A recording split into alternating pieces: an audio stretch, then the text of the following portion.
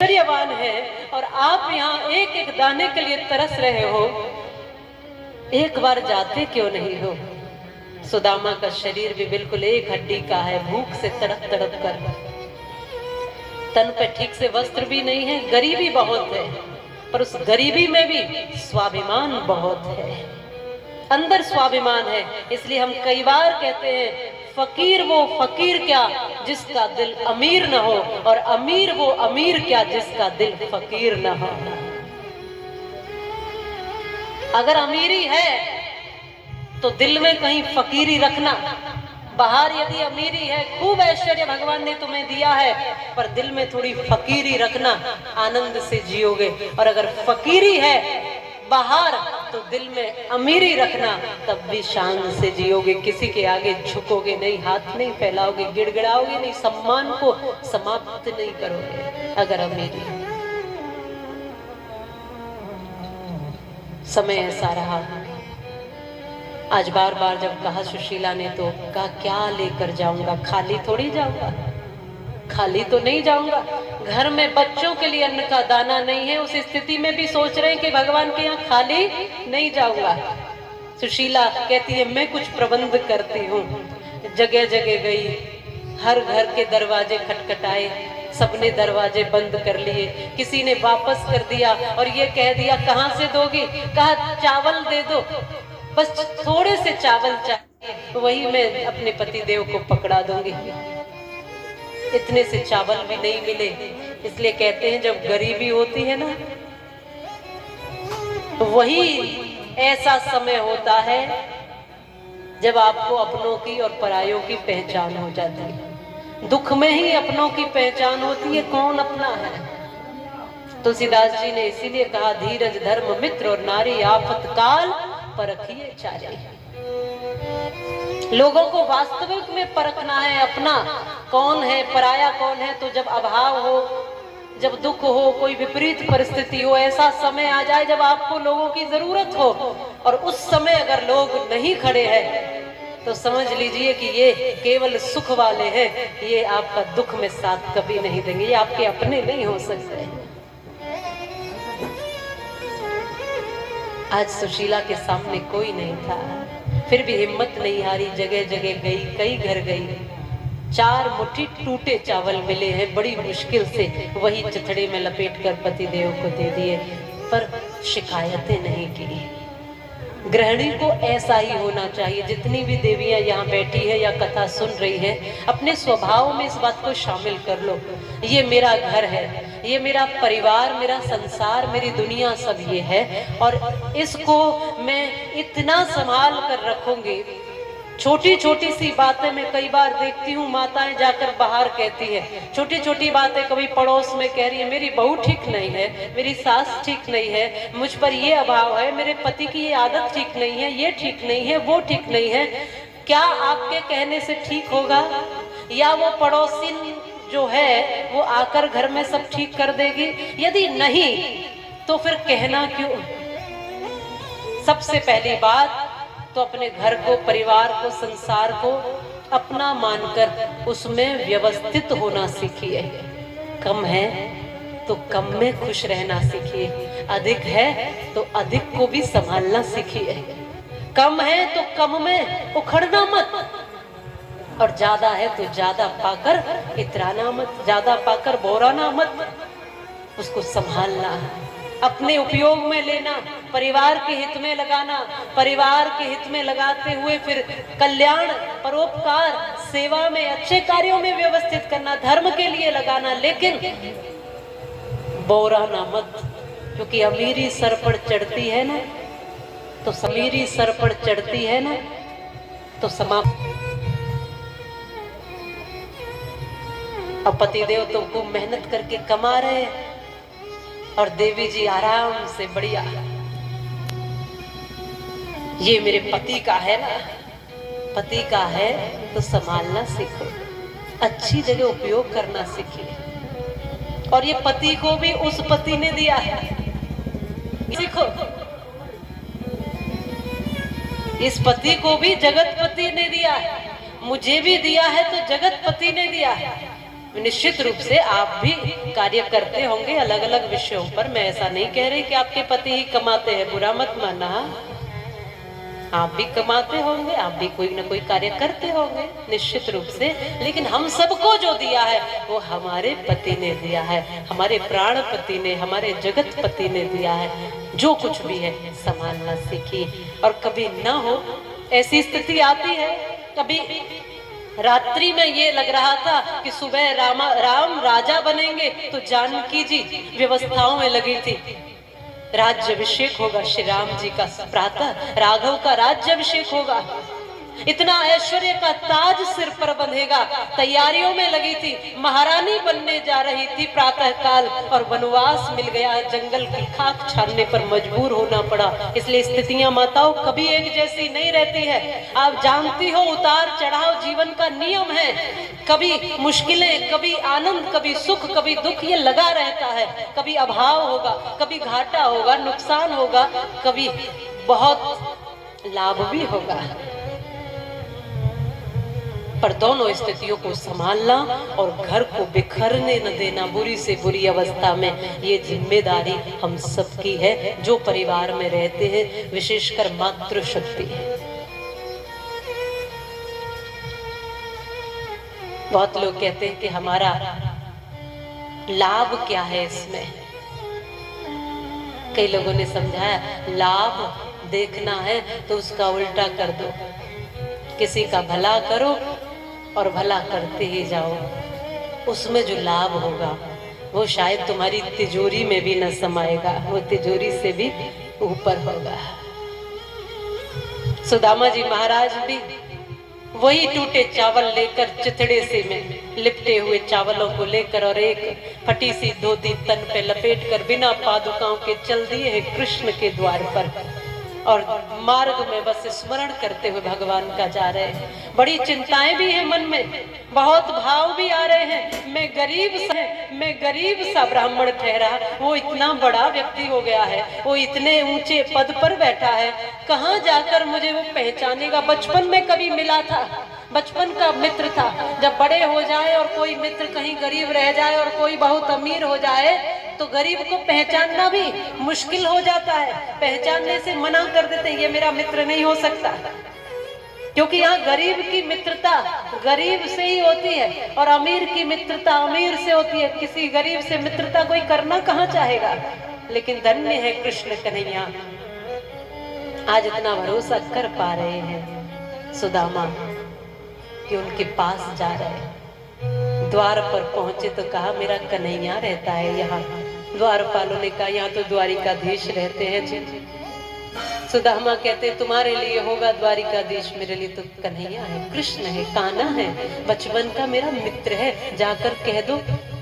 द्वारपाल देख रहे हैं भगवान का कोई ऐसा भी मित्र हो सकता है क्या, जिस पर ठीक से वस्त्र तक ना हो, वो भी भगवान का मित्र। फिर भी द्वारपाल तो श्री कृष्ण के ही है। उन्होंने कहा जाकर कह देंगे। जाकर कहा, बोले मेरा नाम जरूर बता देना। भगवान भोजन करने लगे थे, भोजन करने ही वाले थे, थाली आगे रखी थी। कहा कि सूचना मिल गई कोई द्वार पर आया है, अपने आप को आपका मित्र कहता है, गरीब सा है, बड़ी स्थिति खराब है उसकी, पैरों में पादुका तक नहीं है, बाकी सब छोड़ो, नाम क्या है। नाम सुदामा बताता है, बस नाम सुना दौड़ लिए हैं श्री कृष्ण। भोजन छूट गया, पीतांबर छूट गया, पादुकाएं तक नहीं पहनी, रथ नहीं लिया, कोई मंत्री साथ नहीं लिया, और ऐसे ही नंगे पांव दौड़ लिए हैं। दौड़ते चले गए और मुख्य द्वार पर जाकर अपने मित्र सुदामा को हृदय से लगा लिया है। बोलिए कृष्ण कन्हैया लाल की। सुदामा जी महाराज को आज हृदय से लगाया, लेकर आए, ससम्मान आसन दिया, चरण पखारे हैं और ऐसे रोए हैं आज भगवान कि चरण पखारने में मानो पानी की आवश्यकता, जल की आवश्यकता ही न पड़ी हो।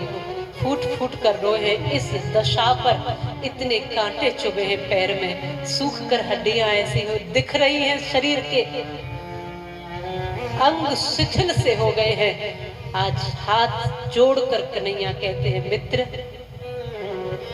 मेरे जैसे मित्र पर धिक्कार है। इतने दिन से क्यों नहीं आए, क्यों इतने कष्ट सहते रहे। दोनों लिपट लिपट कर रो रहे हैं एक दूसरे से। भगवान ने पूरा सम्मान दिया है और मित्रता का कर्तव्य समझाया है समाज को कि कभी मित्रता करो किसी से तो आखिरी तक उसको निभाना सीखिए, उसके दुख में उसके सुख में काम आना सीखिए। मित्र का कर्तव्य है कि अपने मित्र का साथ दे,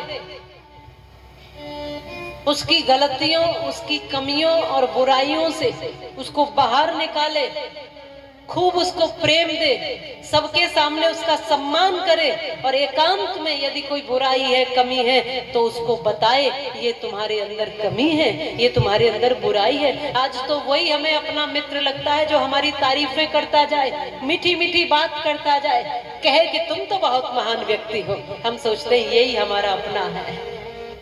मित्र वो है जो अकेले में एकांत में जब कोई ना हो तब तुम्हें तुम्हारी बुराइयों को बताए, गलतियों को गिनाए और सबके सामने तुम्हारा यश फैलाए, तुम्हारी कीर्ति करे और सबके सामने तुम्हारा सम्मान रखे, दुख में सुख में साथ दे, काम आए। ये मित्र की पहचान है।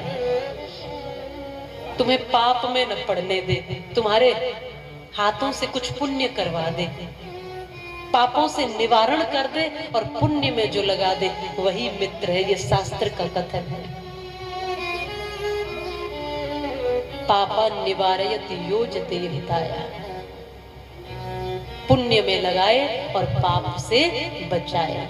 आज तो सबसे अच्छा मित्र वो है जो 2 घूंट पिलाए, हाँ, जो थोड़ा सा गुटखा खिलाया, जो 2 दाने खिलाए मसाले के। मुझे बोल रहे थे कि हम तो 2 दाने खाते, अब खाते कितने दाने पता नहीं, लेकिन बोलते ऐसा है। हम यहाँ से आपके मित्रवत ही कार्य कर रहे हैं, आपकी बुराइयों को छुड़ाकर।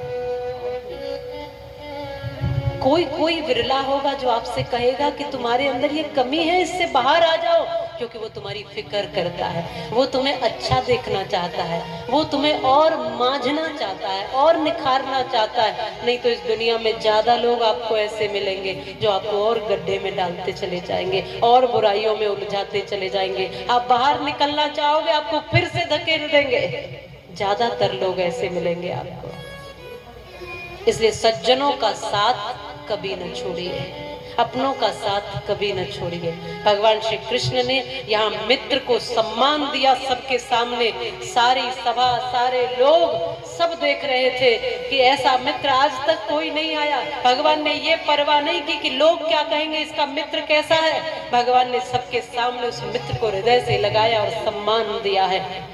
अच्छे वस्त्र दिए, स्नान आदि करवाया, 56 भोग लगे, भोजन प्रसादी खिलाया। तो सुदामा जी के भीतर नहीं जा रहा वो भोजन, क्योंकि भूखे बालक दिख रहे हैं भगवान। आज मेरे मन में वही चल रहा है, मेरे बच्चे भूखे होंगे, निवाला उन तक पहुंचा होगा, नहीं पहुंचा होगा। ये 56 भोग आज अच्छे नहीं लग रहे सुदामा जी को। फिर भी जो भाया सुखाया। और बाद में भगवान ने कुशल मंगल पूछी कि सब कैसे हैं, कुशल हैं, विवाह हो गया है, दोनों ओर से परिचय हुआ। भगवान ने भी अपनी पत्नियों से मिलाया और फिर पूछा आपका विवाह हो गया। तो सुदामा जी ने कहा विवाह हो गया। तो फिर खाली हाथ आए हो क्या, भाभी ने कुछ भेजा नहीं है। अब सुदामा वो पोटली को छुपाए जा रहे हैं। चिथड़े से मैं लिपटी टूटे चावलों की पोटली, द्वारिकाधीश की सोने की थालियों में 56 भोग, और यहाँ इन टूटे चावलों की कीमत क्या होगी, छुपाए जा रहे हैं। भगवान ने तुरंत पोटली खींच के कहा छुपाओ मत, निकाल लो बाहर। क्यों? क्योंकि अब छुपाया तो फिर कब तक भुगतोगे। बचपन में छुपाया था, बचपन में चुरा के मेरे हिस्से के चने खा लिए थे, अब तक गरीबी भुगत रहे हो।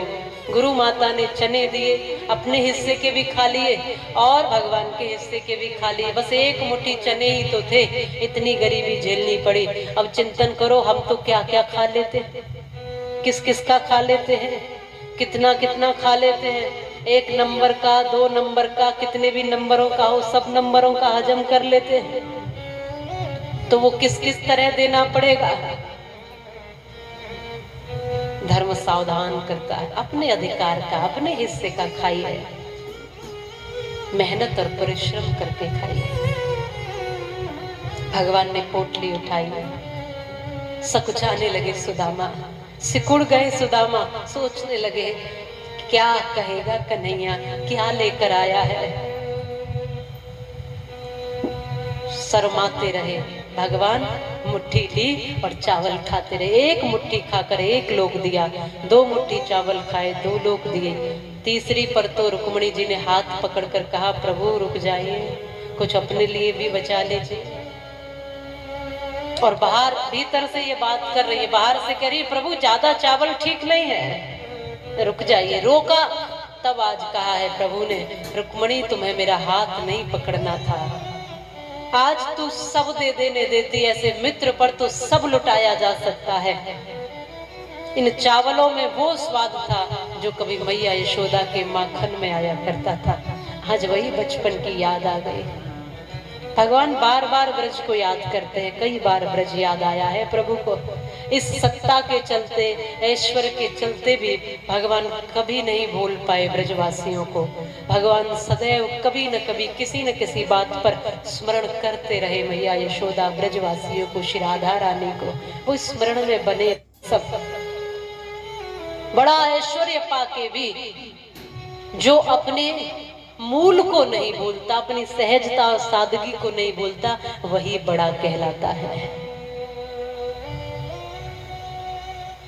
सर्वस्व दे दिया सुदामा जी को, पता भी न चला, देने वाले ने दे भी दिया। इसलिए मांगने से मिलेगा ये जरूरी नहीं है, वो बिना मांगे भी दे देगा, इस बात पर भरोसा रखना। पर कब मिलेगा? जिस दिन घमंड अपने तू सर से उतार देगा, उस दिन विधाता तुझे अनमोल प्यार देगा। उसके समान जग में दातान और कोई, देने पे जब वो आए तो बेसुमार देगा। जिस दिन घमंड अपने तू सर से उतार देगा। इसलिए कहते हैं जब देता है तो छप्पर फाड़ के देता। अब छप्पर नहीं रहे तो छत फाड़ के भी दे देगा, दरवाजे से भी दे देगा, इधर से भी दे देगा, उधर से भी, वो जहां से चाहे बरसा देगा। देने वाला वो है, इसलिए कहीं से भी देगा, भरोसा रखिए उस पर। सुदामा को लगा समय बहुत हो गया, दिन बड़े बीत गए, जाना चाहिए, पर जाते समय सोचते कुछ दिया तो नहीं इसने। भगवान ने वहां विश्वकर्मा के द्वारा जाकर पूरी सुदामा नगरी को द्वारिका जैसा बनवा दिया, खूब ऐश्वर्य दे दिया, पर पता भी नहीं चलने दिया। सुदामा जाने लगे तो सोचते कुछ देगा, पर कुछ न दिया तो मन में सोचते हैं कि ये कुछ देने वाला तो है नहीं। सोचते चले जा रहे हैं, पर जब द्वारिका से निकलकर सुदामापुरी पहुंचे तब पता चला कि जितना मैं मांगने वाला था, जितना मैं सोच बैठा था, जितना मैं उम्मीद रखता था, जितना मैं चाहता था, उससे कई कई गुना मेरा ठाकुर पहले देकर बैठा हुआ है। प्रणाम कर लिया, वहीं से नतमस्तक हो लिया। जो हमारी बुद्धि में जो सोच है, उससे ऊपर की सोच भगवान बनाए बैठा है पहले से। इसलिए कुछ मांगो न मांगो, वो हर हाल में हमारे साथ है, वो हर अवस्था को देख रहा है। विश्वास करना सीखिए, सुदामा की तरह, फिर भरोसा बनेगा। और भरोसा हुआ तब ये सारा ऐश्वर्य उन्हें फीका लगने लगा। प्रभु की कृपा इतनी बड़ी थी कि आज सुदामा जी ने वो महल स्वीकार नहीं किए, अपनी उसी झोपड़ी में आनंद से भजन करते रहे। मेरी मस्ती, मेरा आनंद न छूटे, ऐसा सोच करके। इसलिए भरोसा रखिए, हम सब की अधिष्ठात्री तो श्री राधा रानी है। हम ब्रजवासी सब श्री राधा रानी को प्रेम करते हैं, और श्री राधा रानी ब्रज की ठकुरानी है। ठाकुर की भी मर्जी से पहले ठकुरानी की मर्जी चलती है। इसलिए अगर चाहते हो जीवन में कि वास्तव में बेड़ा पार हो, बिगड़ी बात बने, तो श्री राधा रानी को आज मोक्ष दिवस पर, विश्राम दिवस पर स्मरण करो, उनको हृदय से प्रणाम करो। मुक्ति देने वाली वही है, भक्ति देने वाली वही है, प्रेम देने वाली वही है और ठाकुर से मिलाने। अगर चाहते हो गोविंद का दर्शन पाना भी तो श्री राधा रानी माने प्रेम तत्व का सहारा लेना ही पड़ेगा। तो सब मिलकर मेरे साथ गुनगुनाएंगे।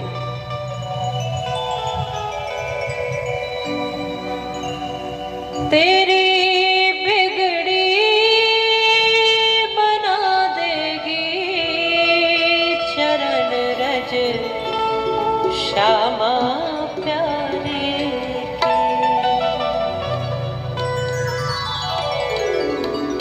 चरण रज श्यामा प्यारी की। चरण रज श्यामा प्यारे की। चरण रज श्यामा प्यारे की। चरण रज श्यामा प्यारे की।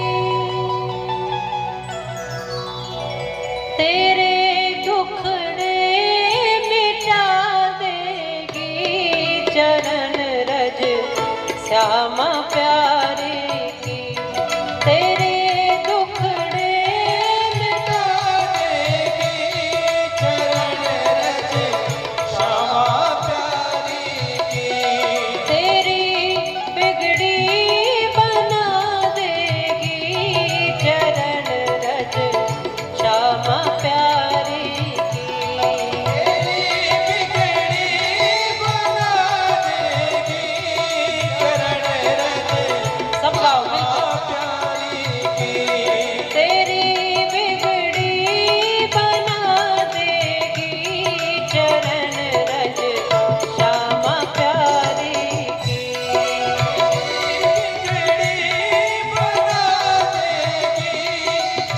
सभी गाइए एक साथ तालियां बजाओ।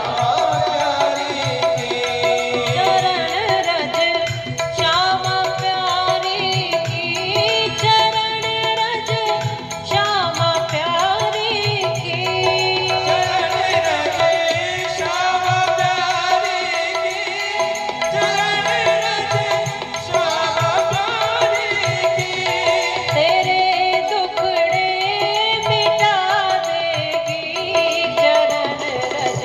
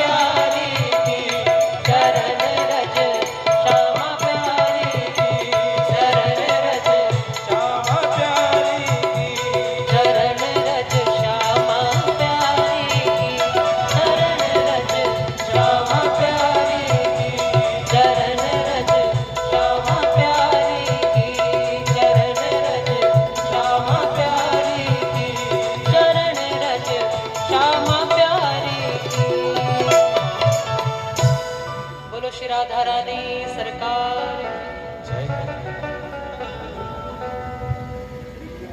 बना देगी चरण रज श्यामा प्यारे की।